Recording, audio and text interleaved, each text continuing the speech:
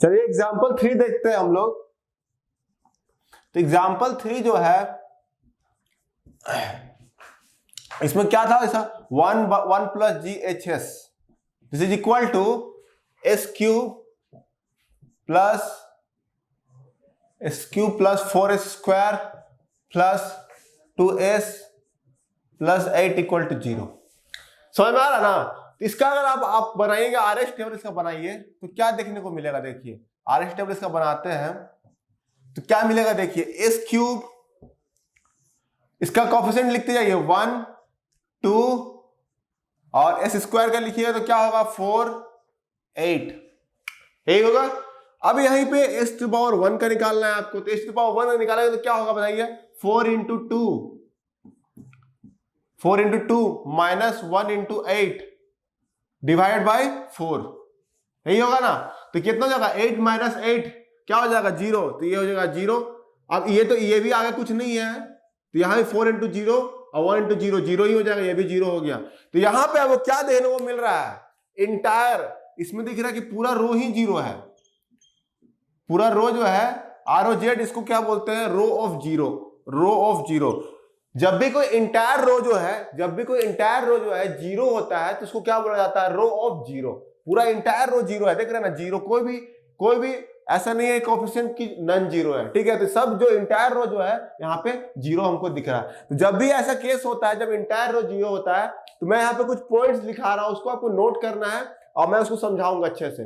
Clear है? Entire रो 0 का मतलब समझिए कि जब भी पूरा रो कोई भी रो यहाँ पे देखिए एस टू पावर, यहाँ पे इसको क्या बोलते हैं, रो ऑफ 0, इसको लिखिएगा रो ऑफ 0। इसका मतलब कि इंटायर रो मतलब सारा रो का जो कोएफिशिएंट्स है सब 0 होगा यहाँ पे। क्लियर है? तो इस टाइप का जो कंडीशन होता है इसको कैसे सॉल्व करेंगे हम लोग, और इसके रिलेटेड कुछ पॉइंट्स मैं यहाँ लिखवा रहा हूं, उसको आपको नोट करना और फिर मैं उसको समझाऊंगा, ठीक है। चलिए, तब जब मैंने बताया था कि आपका रो ऑफ 0 होगा, जब इंटायर रो 0 होगा, ठीक है ना, तो उसमें क्या होता है, देखिए कुछ पॉइंट्स मैं यहाँ पे लिखाऊंगा, उसको आपको अच्छे से नोट करना है। जब भी कोई इंटायर रो 0 होता है तो क्या होता है कि हम लोग उसका प्रोसेस उसको सॉल्व कैसे करेंगे, क्योंकि देखिए अगर जब इंटायर रो 0 होगा तो इसका जो अगर एस टू द पावर 0 का हम निकालते हैं तो क्या होगा 0 इंटू 8, ठीक है, माइनस 0 इंटू 4, तो क्या हो जाएगा 0 इंटू 8 0 माइनस 0 डिवाइडेड बाय 0, तो 0 बाय 0 फॉर्म आ गया। तो 0 बाय 0 फॉर्म क्या होता है, इनडिटरमिनेंट फॉर्म होता है, किसमें, लिमिट्स हम लोग पढ़े होंगे मैथ्स में, ठीक है। तो ये इनडिटरमिनेंट फॉर्म आ जाता है। तो इसीलिए इसको सॉल्व करने के लिए, इसको जब इस टाइप का फॉर्म होता है तो उसको सॉल्व करने के लिए हम लोग को कुछ मैथड्स करना पड़ता है। तो मेथड क्या है, देखिए व्हेनेवर इन राउट टेबल, इसको नोट कीजिएगा, देखिए अच्छा से इंपॉर्टेंट है दोनों, एग्जाम में पूछ सकता है। जब भी whenever in Routh table the entire row become 0, जब एंटायर रो जो है 0 हो जाएगा, देन वी रिक्वायर टू, हम लोग क्या जरूरत का है, हम लोग को अगर इंटायर रो 0 होगा तो हम लोग को ऑक्सिलरी इक्वेशन कंसीडर करना होगा, हम लोग को एक ऑक्सिलरी इक्वेशन फॉर्म करना होगा। ऑक्सिलरी इक्वेशन फॉर्म करके और उसको डिफरेंशिएट करने के बाद ये जो 0 है ना, इस 0 को हमको रिप्लेस करना होगा उसके जो कोएफिशिएंट्स है उससे। वही यहां मैंने लिखा है whenever in route table the entire row becomes 0, ठीक है, then we require to form the auxiliary equation, auxiliary equation को फॉर्म करना होगा and replace the 0, auxiliary equation form करने के बाद जो 0 है, ये 0 रो वाला 0, replace the 0 by coefficients, यहां पे नोट कीजिएगा coefficients of differential auxiliary equation, coefficients से उसका जो डिफरेंशियल जो ऑक्सिलरी इक्वेशन लेंगे उसका डिफरेंशिएशन से हम लोग को कोएफिशिएंट को यहाँ पे 0 को उससे कोएफिशिएंट से हमको रिप्लेस करना होगा। समझ में आ रहा ना?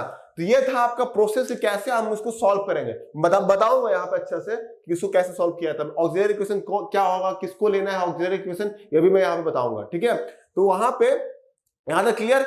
अब यहाँ पे दूसरा पॉइंट देखिए, इन राउट टेबल में क्या है, ROZ occurs only when the poles are located symmetrical about the origin। ROZ जो है, ये जो ROZ मतलब रो ऑफ 0, इसको क्या बोलते हैं, रो ऑफ 0 ही बोलते हैं, जीरोस। ये ऑकर क्यों होता है, ये भी तो जानना है ना, क्यों होता है ये तभी ऑकर होता है जब पोल्स जो होते हैं, पोल्स जैसे ये एस क्यूब है यहां तक, तो इसका कुछ तो पोल्स होगा ना, 3 पोल्स होंगे ना, क्योंकि एस क्यूब है 3 है तो 3 पोल्स है।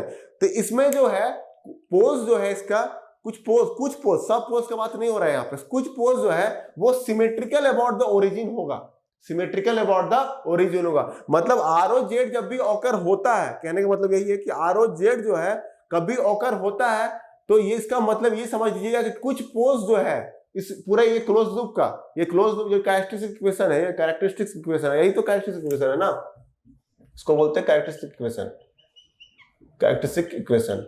तो जो इसका जो कुछ पोज जो है वो क्या होगा, सिमेट्रिकल अबाउट द ओरिजिन। तो कैसे सिमेट्रिकल हो सकता है, तो ये 5 कंडीशंस मैंने यहां बनाए हैं जो पॉसिबल केसेस हो सकते हैं सिमेट्रिकल होने का। ठीक है, तो सिमेट्रिकल होने का पहला केसेस क्या हो सकता है, या तो ये ओरिजिन है, सब में ओरिजिन है, ये ओरिजिन है, ये भी ओरिजिन है, ये ओरिजिन है, ओरिजिन है। ठीक है, कहने का मतलब तो जब भी पूरा रो होता है इसका मतलब रो ऑफ जीरो है, इसका मतलब क्या है कि ये पॉसिबल तभी कि पोज जो है symmetrical about the origin exist करता है। सिमेट्रिकल मतलब जितना, देखिए ये सिमेट्रिकल है, जितना ये ऊपर है उतना ही उसके नीचे है। सिमेट्रिकल है कि नहीं बताइए, मिरर इमेज है, मिरर इमेज एक दूसरे का मिरर इमेज है, समझ रहे ना, मिरर इमेज एक दूसरे का ओरिजिन के रिस्पेक्ट में मिरर इमेज है। ठीक है ना, देखिए जितना ये उसी तरह ये एक पॉसिबल केस हो सकता है। दूसरा पॉसिबल केस क्या हो सकता है, अगर 2 पोल ऊपर लेते हैं, अगर 2 पोल ऊपर लिए हैं ऐसे, तो सेम डिस्टेंस में नीचे भी 2 पोल होगा, ये एक केस ये हो सकता है। दूसरा केस क्या है, अगर इमेजिनरी एक्सिस पर लाई नहीं करके रियल एक्सिस में लाई करता, मतलब ये रियल एक्सिस है, ये इमेजिनरी एक्सिस है, अगर ऐसे में लाई करता है तो इस केस में भी आपका देखिए ऐसे हो सकता है, जितना उधर उतना ही इधर। समझ में आ रहा है, तो ये भी सिमेट्रिकल आपको दिख रहा है, सिमेट्रिकल अबाउट द ओरिजिन। या तो फिर अगर कॉम्प्लेक्स प्लेन में लाई कर रहा है जैसे ये, तो इसमें भी देखिए सिमेट्रिकल दिख रहा है ना, ऐसे और ऐसे सिमेट्रिकल दिख रहा है, ये अपोजिट जो है, तो ये ओरिजिन के अबाउट सिमेट्रिकल है ना, तो ये सब केसेस हो सकता है। तीसरा क्या है, ये अगर रिपीटेड पोल्स है, रिपीटेड पोल से देख रहे हैं ना यहाँ पे, तो ये अगर ऐसे है तो ऐसे भी हो सकता है, ये भी सिमेट्रिकल दिख रहा है ओरिजिन का। मतलब यहाँ पे जब भी ROZ ओकर होगा तो पोल्स मतलब ऐसे ये 5 किस्म में से एक मतलब कंडीशन सेटिस्फाई कर सकता है, मतलब ऐसे डिस्ट्रीब्यूट हो सकता है ROZ में कुछ पोल्स। समझ में आया, तो ये था ROZ का मतलब। ROZ जब भी ओकर होगा इसका मतलब समझिए कि उसका मतलब ये होगा, ध्यान में आना चाहिए कि हाँ कुछ पोल्स जो है कंजुगेट पोल्स बोलते हैं ना इसको, कंजुगेट पोल्स जो है सिमेट्रिकल होगा ओरिजिन के, मतलब ओरिजिन के अबाउट सिमेट्रिकल होगा। क्लियर है, यहां तक मैं ROZ के बारे में बता दिया। अब यहाँ पे देखेंगे कैसे सॉल्व करेंगे, ये ऑक्सिलरी इक्वेशन कैसे फॉर्म करते हैं और कैसे सॉल्व करेंगे, वो यहाँ पे हमको देखना बहुत जरूरी है। ठीक है, इसको आप नोट कर लिए होंगे, तो मैं इसको रब कर रहा हूं। क्लियर है, ये इंपॉर्टेंट है, बता दे रहे हैं क्योंकि स्पेशल केस है।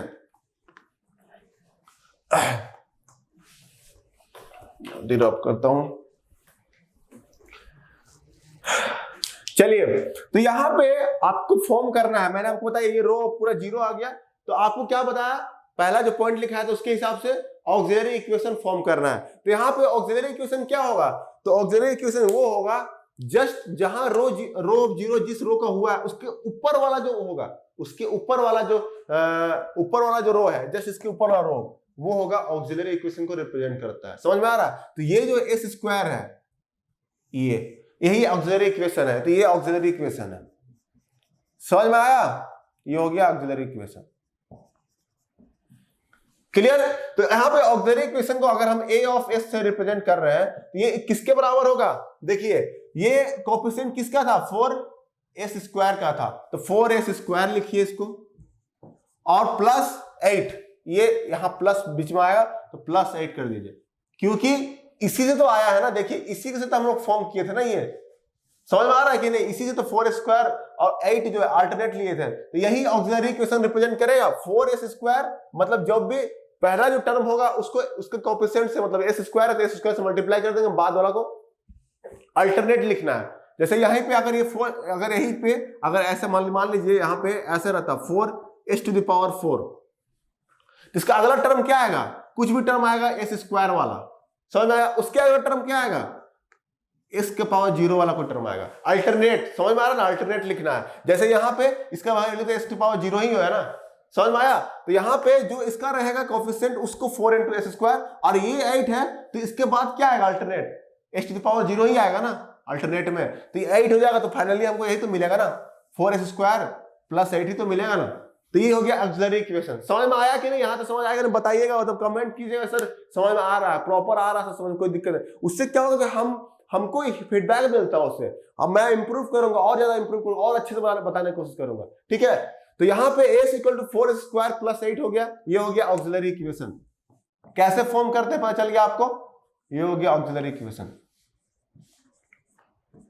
अब यहाँ पे देखिए, अब इसको रिप्लेस करना है, इस जीरो को मैंने वहां पूरा पॉइंट लिखाया था, याद है?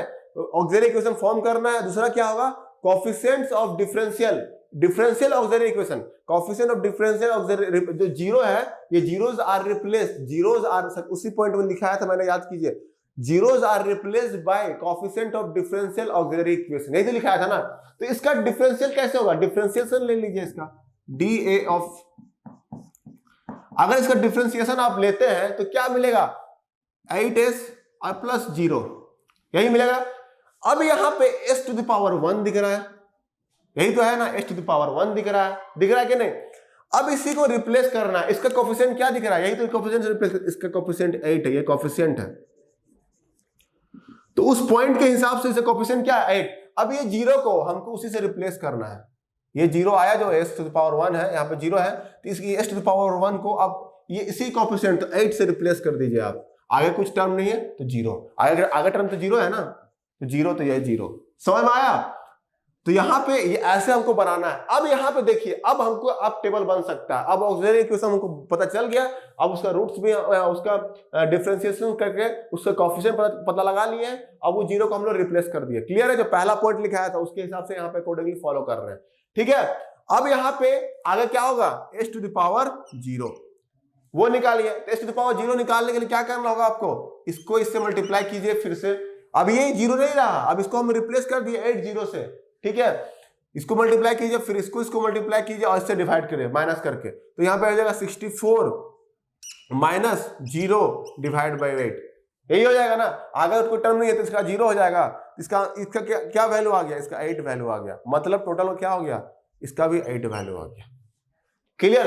अब ये टेबल हमारा बन के रेडी हो गया। क्लियर? अब यहां पे जो दूसरा पॉइंट मैंने लिखाया था उसके इसी में ROZ में क्या लिखाया था, जब भी ROZ ऑकर होगा वो किसके अबाउट सिमेट्रिकल होगा, वो ओरिजिन के अबाउट सिमेट्रिकल होगा। ओरिजिन के अबाउट सिमेट्रिकल क्यों होगा, जानना ये है, क्योंकि जो वो रूट्स होता है, क्योंकि वहां पे जो ओरिजिन के अबाउट सिमेट्रिकल था वो ऐसी था ना, ये था। अब ये जो सिमेट्रिकल है ओरिजिन के अबाउट, ये क्यों हुआ था, क्योंकि ये रूट्स जो है ये किससे कैलकुलेट होता था, ऑक्सिलरी इक्वेशन के रूट्स है। ये किसके रूट्स है, ऑक्सिलरी इक्वेशन के रूट्स है। समझ में आ रहा ना, ये रूट्स थे ऑक्सिलरी इक्वेशन के रूट्स है, ऑक्सिलरी इक्वेशन रूट्स।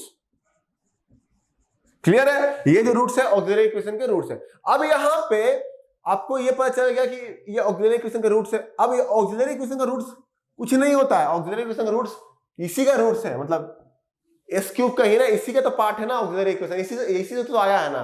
तो यहां पे अगर हम इसका कैलकुलेट करें, रूट्स कैलकुलेट करें कि कौन सा रूट जो है ये यहां लाई कर रहा है, मतलब ऑक्सिलरी इक्वेशन पे सिमेट्रिकल है, मतलब ओरिजिन के अबाउट सिमेट्रिकल है, तो कैसे निकालेंगे, इसको सॉल्व कर दीजिए इस इक्वेशन को। समझ में आ रहा ना, जिसे पता चल जाएगा तो क्या होगा, 4s square plus 8 equal to 0। इसका रूट्स निकालते हैं हम, क्या होगा, 4 कॉमन ले लीजिए, s स्क्वायर प्लस 2 हो जाएगा, दैट इज इक्वल टू 0। तो s स्क्वायर प्लस ये हो जाएगा क्या, प्लस माइनस j2 आएगा। देख लीजिए सॉल्व करके, आपको पता चल जाएगा s equal two plus minus 2j। तो यहां पे जब इसको प्लॉट करेंगे तो क्या दिख रहा है, यही तो दिखेगा ना आपको, प्लस j2 ऊपर और माइनस j2 नीचे, ये ओरिजिन है j ओमेगा। देखिए हो गया ना सिमेट्रिकल।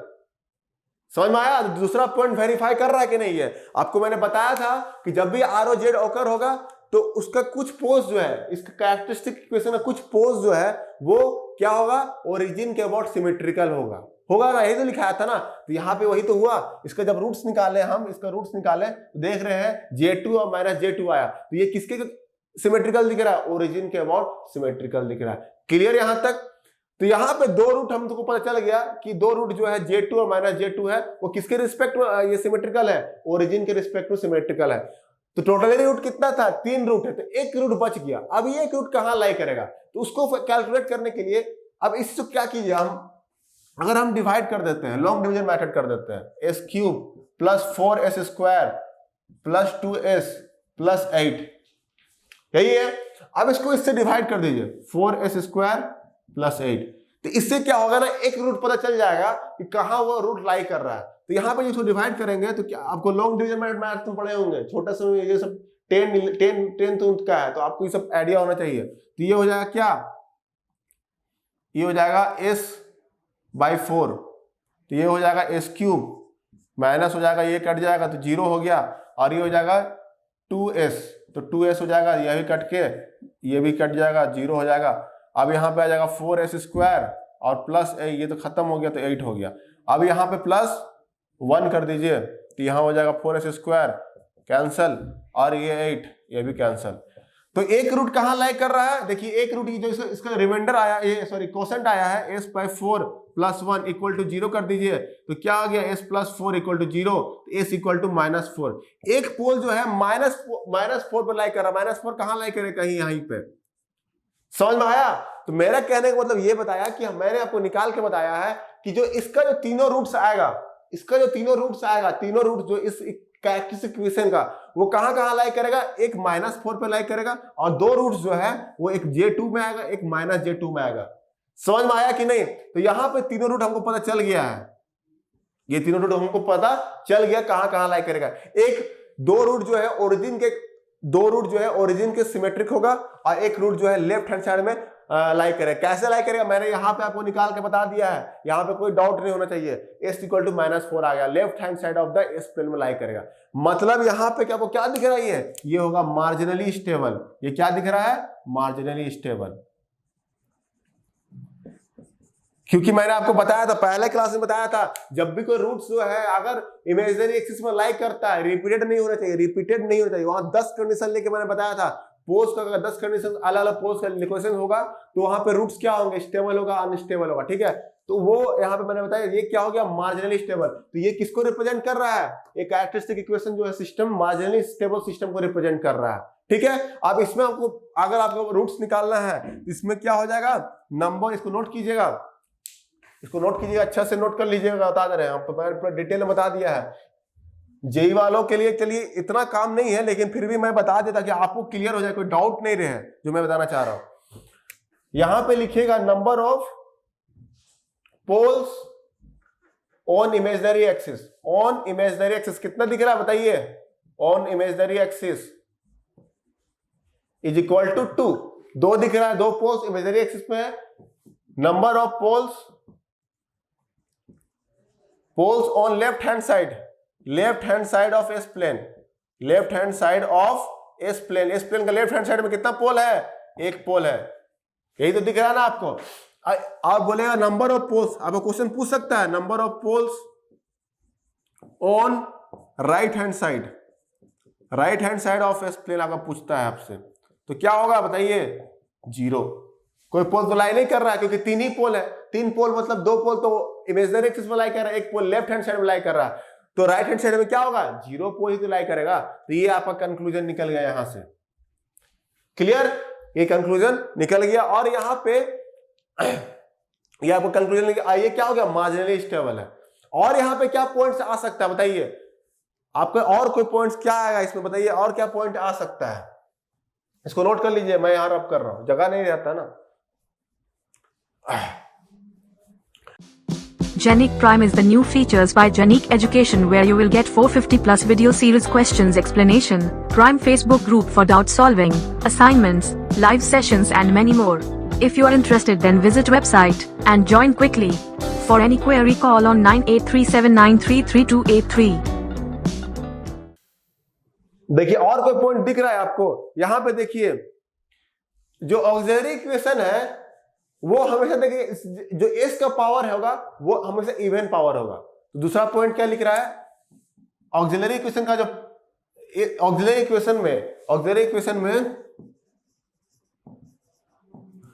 इक्वेशन एग्जिस्ट फॉर, लिखिएगा ऑक्सिलरी, नोट लिखिएगा, नोट ये सब करके लिखते जाइएगा, auxiliary equation is exist only for even power of S, only for even power of S.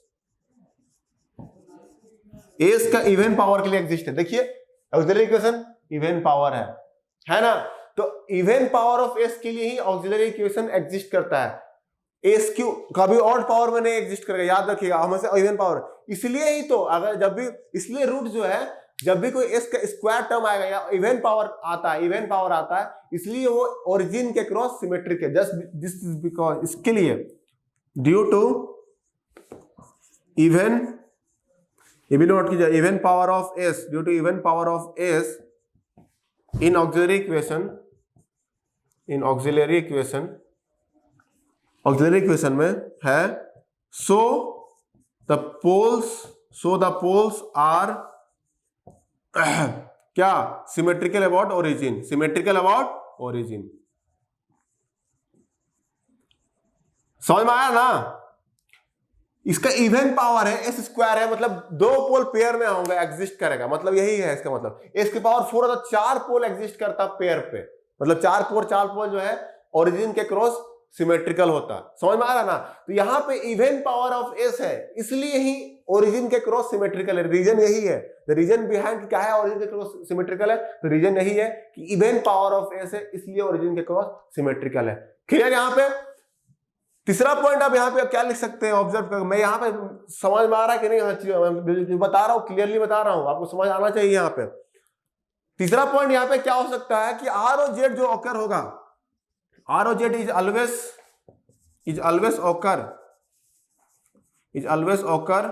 For odd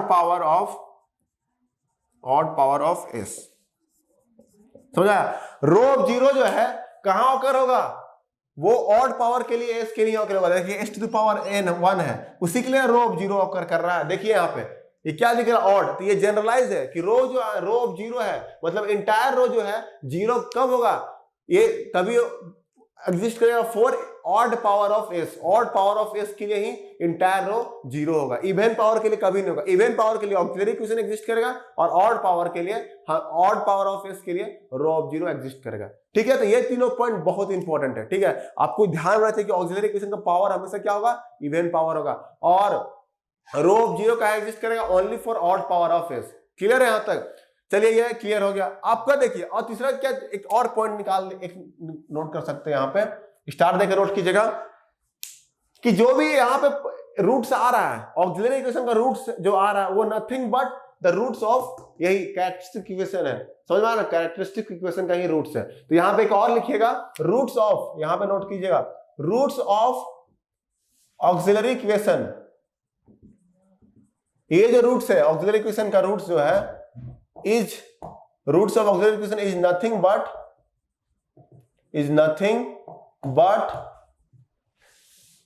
it is nothing but roots of characteristic equation। समझ में आ रहा ना? कैरेक्टरिस्टिक्स इक्वेशन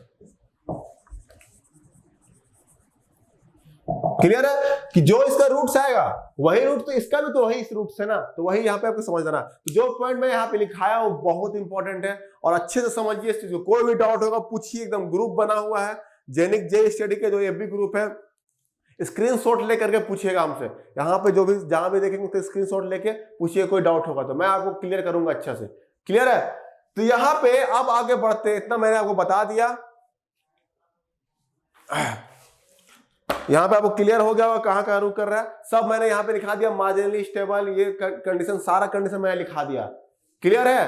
अब अगला जो स्पेशल केस लेते हैं, रो ऑफ जीरो का सारा कंडीशन है। ठीक है, इमेजिनरी एक्सिस, और ये भी पॉइंट लिखिएगा, इमेजिनरी पोज तभी एग्जिस्ट करता है जब रो आर ऑफ रो जो है जीरो होता है, तभी पॉसिबल है एग्जिस्ट करने का इमेजिनरी पोज। ये भी नोट करके लिखिएगा, इमेजिनरी पोज जो है तभी एग्जिस्ट करेगा जब रो ऑफ जीरो ऑकर करता है, मतलब हमेशा नहीं करेगा लेकिन मैक्सिमम केसेस में रो ऑफ जीरो जब जीरो एग्जिस्ट करेगा किसी भी, तभी यहाँ पे इमेजिनरी पोज जो है एग्जिस्ट करता है। समझ में आ रहा ना? मतलब इंटायर रो जब जीरो होगा तभी इमेजिनरी पोज एग्जिस्ट करने का चांसेस है, नहीं तो उसका जो इससे पहले जो एग्जांपल कराया था, एग्जांपल 1 एग्जांपल 2 में, वहां आर ऑफ जेड जो है रो ऑफ जीरो एग्जिस्ट नहीं कर रहा था, इसलिए वहां पे इमेजिनरी पोज जीरो है। दोनों केस में खाली राइट हैंड पोल्स देख रहे थे और लेफ्ट हैंड साइड पोल देख रहे थे। क्लियर है? तो आगे के और एग्जांपल देखते हैं, वो भी एक स्पेशल केस होगा, उसका भी मैं बताऊंगा कैसे आपको डील करते हैं। उसके बाद ये चैप्टर खत्म और उसके बाद हम लोग प्रॉब्लम देखेंगे, पूरा प्रॉब्लम देखेंगे इसके ऊपर। ठीक है, चलिए एग्जांपल 4 देखते हैं। ये भी एक स्पेशल केस ही होगा, देखिएगा इसको अच्छे से ध्यान दीजिएगा, नोट कीजिएगा। ठीक है, तो चलिए इसका आरएच टेबल फॉर्म करते हैं पहले। आरएच टेबल, तो यहां पे एग्जांपल क्या है देखिए, h⁴ plus 2s³ plus 2s² plus 4s plus 8। ठीक है, इसका आरएच टेबल फॉर्म कीजिए। तो h⁴ पहले आएगा ना, बताइए। और इसका कोएफिशिएंट क्या है? 1 है, तो 1 लिखिए यहां। उसके बाद क्या लिखिए? अल्टरनेट जाइएगा, अल्टरनेट मतलब ये, तो 2। ठीक है, उसके बाद 8, तो 8 लिखिए। फिर आइए s³ क्या है? 2 है, 2 लिख दिए। उसके बाद 4, उसके बाद क्या है? 0 है। क्लियर है? अब आते हैं s² का लिखिए, यहां पे s² का लिखना है। तो s² का लिखने के लिए मैं क्या बताया था आपको? इससे से मल्टीप्लाई करना है।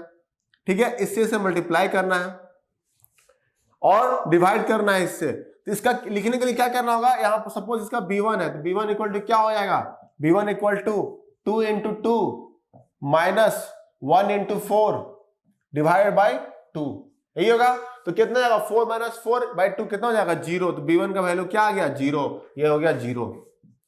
क्लियर यहां तक?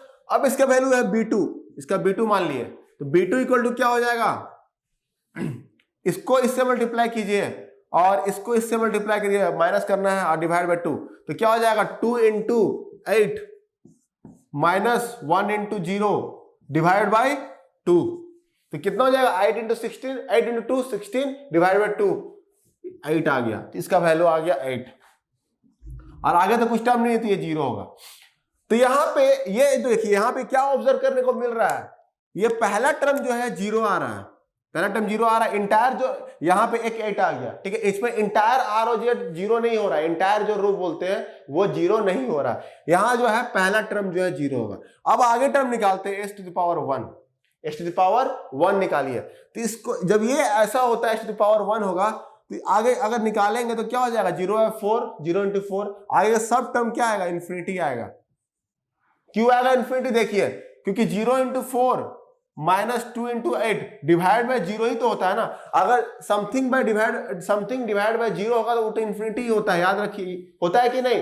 तो सारा टर्म यहाँ पे क्या आ जाएगा? सबको 0 से डिवाइड करना होगा, तो सब इन्फिनिटी आएगा। तो ये भी एक एक्सेप्टेबल नहीं है। तो ये भी एक स्पेशल केस है कि इंटायर टर्म जो है किसी का 0 हो जा रहा है। इंटायर टर्म, जो पहला टर्म जो एलिमेंट है, जो पहला कोएफिशिएंट है, ये एलिमेंट जो है, फर्स्ट एलिमेंट अगर 0 होता है, first element of any row is 0। पहला एलिमेंट जो है किसी भी रो का, ये एक रो है h², इसका अगर 0 होगा, क्या दिख रहा है? 0। पहला element of any row is 0। तब उस केस में क्या करना होगा हमको? अगला स्टेप में क्या आएगा? सब इन्फिनिटी आ रहा है ना। इसको हमको हटाने के लिए क्या करना होगा? करने के लिए हमको एक एप्सिलॉन बोलते हैं इसको, EPSILON, ये इससे हमको रिप्लेस करना होगा 0 से। इसको अगर रिप्लेस, ये आपको नोट कर लेना है, इसको अच्छे से नोट कीजिएगा यहां तक। उसके अगला फिर से बनाइए आप इसको, एक इसी में मत मिटाइएगा, मैं फिर से बना रहा हूं इसी पे मिटा करके। लेकिन आप जो है यहां तक लिखने के बाद, यहां पे 0 हो गया, उसके अगला टर्म इन्फिनिटी दिखा दीजिए। ये एक केस लिखिए, इसको, ये स्पेशल केस है। इसमें लिखाइए कि पहला टर्म अगर किसी भी एलिमेंट का 0 होता है तो हमको क्या करना होगा? इट शुड बी, वो 0 को हमको रिप्लेस करना होगा एप्सिलॉन से, और अगला टेबल फिर से बनाइए इतना, और उसमें जो मैं बता रहा हूं उसे लिखिए। ठीक है, इसको मैं रब कर दे रहा हूं। देखिए, अब इसको क्या कीजिए, यहां तक थोड़ा सेम लिखिएगा, यहां पे एप्सिलॉन से इसको रिप्लेस कर दीजिए। ये एप्सिलॉन होता है ऐसे, ई टाइप में ऐसे, ये होता है एप्सिलॉन। और ये होता है एप्सिलॉन, ये जो होता है ये क्या है? क्योंकि वो 0 से रिप्लेस है, तो लिमिट इसको क्या बोलते हैं? Limit epsilon tends to 0। Limit epsilon जो है टेंड्स टू 0 होता है। एप्सिलॉन से हम रिप्लेस कर दिए। ठीक है, अब यहां पे h⁴ निकालिए। h⁴ निकालना है आपको, h⁴ निकालिए। तो इसका सपोज C1 है, अब इसी तरह सब कंटिन्यू है, कोई दिक्कत नहीं है यहाँ पे। एप्सिलॉन हो गया, एप्सिलॉन के बाद यहाँ पे आगे सेम कंटिन्यू रखिए, ये एप्सिलॉन है, आगे कैसे निकालेंगे C1 निकालना है तो इसके जस्ट ऊपर वाला रो देखते हैं, इसको इससे मल्टीप्लाई कीजिए, इससे मल्टीप्लाई कीजिए, इससे डिवाइड करना है तो क्या हो जाएगा 4 epsilon minus 8 into 8 16 divided by epsilon, ये हो गया क्या C1। क्लियर। और यहाँ पे C2 चाहिए, C2 क्या हो जाएगा देखिए, इसको इससे मल्टीप्लाई कीजिए 0, इसको इससे मल्टीप्लाई कीजिए 0 तो 0 बाई ये हो जाएगा एप्सिलॉन 0 ही हो जाएगा, तो ये C2 आ गया 0 और ये कितना आ गया 4 epsilon minus 16 divided by epsilon. जैसे मैं बता रहा हूं ऐसे ही लिखिएगा यहाँ पे। अब अगला टर्म क्या आएगा s⁻0, हमको यहां तो जाना है, s⁻0 के लिए फिर लिखिए उसी तरह, क्या होगा इसका सपोज D1 है, इसका सपोज D1 है एलिमेंट, तो D1 यहां पे लिखिए, D1 इक्वल टू क्या हो जाएगा, इसी को इससे मल्टीप्लाई कीजिए, फिर इसको इससे मल्टीप्लाई कीजिए, फिर इससे डिवाइड कर दीजिएगा, ठीक है। तो यहां पे क्या हो जाएगा 4 epsilon minus 16 divided by epsilon, यही हो जाएगा into 8, यही है माइनस ये 0 into एप्सिलॉन, 0 into एप्सिलॉन, ये हो गया डिवाइडेड बाय ये पूरा टर्म से डिवाइड करना होगा, तो क्या हो जाएगा 4 epsilon minus 16 divided by epsilon. समझ में आया, ये पार्ट तो 0 है, इसको हटा दीजिए, अब ये कैंसिल हो जाएगा, होगा क्या नहीं, ये कैंसिल हो गया, इसका आंसर कितना हो गया, D1 का आंसर आ गया 8, इसका आंसर हो गया 8, तो यहां पे आपको 8 लिखना है इसका। क्लियर, ये हो गया 8, इसका फाइनल s⁻0 का मतलब 8 आ गया, ठीक है, यहां तक एंड कर दिया। अब यहां पे आपको अगर फाइंड करना है, ये टेबल बन गया, अब यहां पे जो लिमिट जो एप्सिलॉन टेंड्स टू 0 है, ठीक है, आपको फाइंड करना है कि ये सिस्टम जो है स्टेबल है कि अनस्टेबल है, कैसे आपको कैलकुलेट करना है, तो यहां पे स्टेबिलिटी हमको आप डिसाइड करना है, स्टेबिलिटी, फाइंड स्टेबिलिटी, ठीक है। तो स्टेबिलिटी फाइंड करने के लिए आप क्या करेंगे, देखिए पहला कॉलम मैंने क्या बताया, साइन चेंज देखना है, पहला कॉलम का साइन चेंज देखना है, पहला कॉलम का साइन चेंज देखना है, तो पहला कॉलम क्या है 1 है, लिख दीजिए, यहां पे अलग से लिख दे रहा हूं मैं, 2 है, फिर एप्सिलॉन है, और यहां पे 4 एप्सिलॉन माइनस 16 बाय एप्सिलॉन, और ये 8 है, यही ना है पहला कॉलम। अब यहां पे एप्सिलॉन क्या है, limit epsilon tends to 0, clear, यहां लिमिट एप्सिलॉन टेंड्स टू 0 है, ठीक है। अब यहां पे देखिए इसका क्या है, यहां पे पॉजिटिव है, साइन कुछ नहीं है, पॉजिटिव, यहां प्लस, ये भी प्लस, यहां भी प्लस कर दीजिए, यहां पे भी 0 करेंगे, ये भी प्लस ही होगा, ये भी तो 0 ही होगा ना, इक्वल टू 0 है तो ये भी प्लस ही होगा, ठीक है। अब यहां पे लिमिट यहां भी एप्सिलॉन टेंड्स टू 0 कीजिएगा तो क्या मिलेगा, ये 0 पुट कीजिएगा यहां पे तो क्या मिलेगा, ये पूरा 0 हो जाएगा, माइनस 16 आएगा ना, माइनस 16 बच जाएगा, और ये जाएगा, ये भी 0 कीजिएगा तो माइनस 16 बाई 0 क्या हो जाएगा, 16 बाई 0 क्या हो जाएगा, anything divide by 0 is infinity, और ये माइनस है तो क्या हो जाएगा माइनस इन्फिनिटी, यही ना आएगा इसका आउटपुट, इसका क्या आएगा माइनस इन्फिनिटी आएगा कि नहीं। 0 पुट कर दीजिए, एप्सिलॉन की जगह पे आप सब जगह 0 पुट कर दीजिए, यहां 0 पुट किया 0 ही मिलेगा, और यहां पे क्या मिलेगा, यहां पे ये पार्ट 0, ये माइनस बाहर से माइनस इन्फिनिटी बाहर आ गया, यहां पे क्या हो जाएगा माइनस साइन आएगा बाहर, यही ना आएगा माइनस साइन। अब यहां पे फिर 8 है तो यहां पे फिर प्लस, समझ में आया, जो भी साइन है इसको मैंने अलग से लिख दिया, यहां पे समझाने के लिए अच्छे से लिख रहा हूं, यहां पे इन्फिनिटी है, यहां पे 0 पुट किया 0 हो गया, साइन आगे क्या है प्लस है तो प्लस लिख दिया, यहां पे अगर 0 पुट करेंगे तो ये पार्ट तो 0 हो गया, और यहां माइनस है साइन इसलिए माइनस आ गया, और 16 बाई 0 क्या होगा इन्फिनिटी, लेकिन बाहर माइनस है तो माइनस इन्फिनिटी हो गया, अब ये माइनस इसका तो माइनस यहां लिख दिया। अब नंबर ऑफ साइन चेंजेस देखिए ना, यहां पे साइन चेंजेस कितना है, नो साइन चेंज, कोई साइन चेंज नहीं है, ठीक है। यहां पे फिर प्लस से प्लस आया, नो साइन चेंज, सेम यहां पे, फिर यहां देखिए प्लस से माइनस आया, यहां पे देखिए प्लस में साइन चेंज हो रहा है ना, तो साइन चेंज, यहां क्या हो गया साइन चेंज, क्लियर है। फिर यहां माइनस से प्लस आ गया, क्या आ गया, ये भी माइनस साइन चेंज हो रहा है, क्लियर है। यहां पे तो कितना साइन चेंज हुआ, 2 साइन चेंज हुआ, 2 साइन चेंज हुआ 2। तो मैंने आपको बताया था एग्जांपल 2 में जितना नंबर ऑफ साइन चेंज होता है उतना पोज जो है right hand side of the S plane lie करता है कि नहीं। तो यहां पे नंबर ऑफ, यहां पे निकालने बोलेगा number of right hand poles of right hand poles निकालने के लिए क्या हो जाएगा, that is equal to number of sign change, number of sign change. समझ में आ रहा है ना?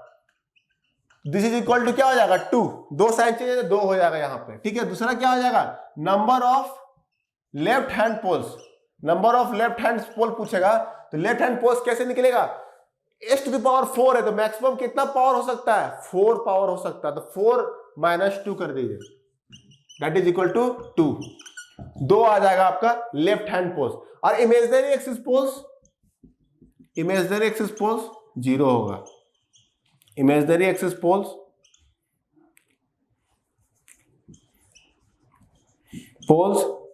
इक्वल टू 0, क्योंकि कोई रो ऑफ 0 यहां पे बन नहीं रहा है। अगर रो ऑफ 0 नहीं बनता है तो इमेजिनरी एक्सिस पोल भी एग्जिस्ट करने का चांसेस नहीं है, ठीक है। इमेजिनरी एक्सिस पोल तभी पॉसिबल हो सकता है, मैंने लास्ट पॉइंट में लिखाया था कि इमेजिनरी एक्सिस पोल तभी पॉसिबल है जब रो ऑफ 0 बनता है किसी भी, उसमें भी गारंटी नहीं है, उसमें भी गारंटी नहीं है, लेकिन तभी एग्जिस्ट करेगा जब रो ऑफ 0 RS टेबल में बनता है। तो अगर रो ऑफ 0 नहीं बन पाएगा तो नहीं एग्जिस्ट होगा। तो यहाँ पे आपको क्या दिख रहा है कि यहाँ पे इमेजिनरी एक्सिस पोल 0 हो गया, क्योंकि कोई रो ऑफ 0 नहीं एग्जिस्ट कर रहा है, और 2 पोल जो है राइट हैंड से लाई कर रहा है, 2 पोल जो है लेफ्ट हैंड से लाई कर रहा है। अब यहाँ पे आपको स्टेबिलिटी पूछा है, तो स्टेबिलिटी क्या हो जाएगा, अनस्टेबल सिस्टम होगा। ये क्या हो जाएगा, बोलिए अनस्टेबल सिस्टम, ये हो जाएगा अनस्टेबल सिस्टम। क्यों अनस्टेबल हुआ, क्योंकि राइट हैंड साइड में 2 पोल लाई कर रहा है।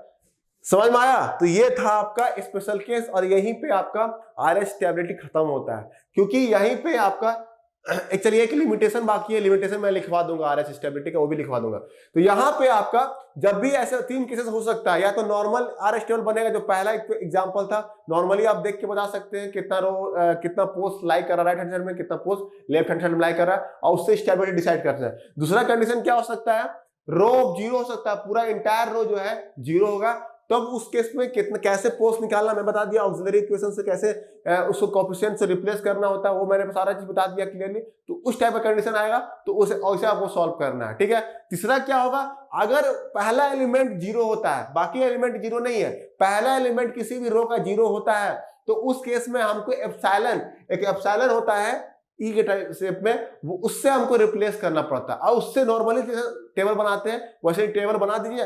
लास्ट में आपको फिर एप्सिलॉन को 0 से रिप्लेस कर दीजिए, जो इन्फिनिटी होगा साइन चेंजेस देख लीजिए, साइन चेंज देखने के बाद कितना पोस्ट राइट हैंड साइड में लाई कर रहा है, कितना पोस्ट लेफ्ट हैंड साइड में लाई कर रहा है, वो क्लियरली आपको देखना है।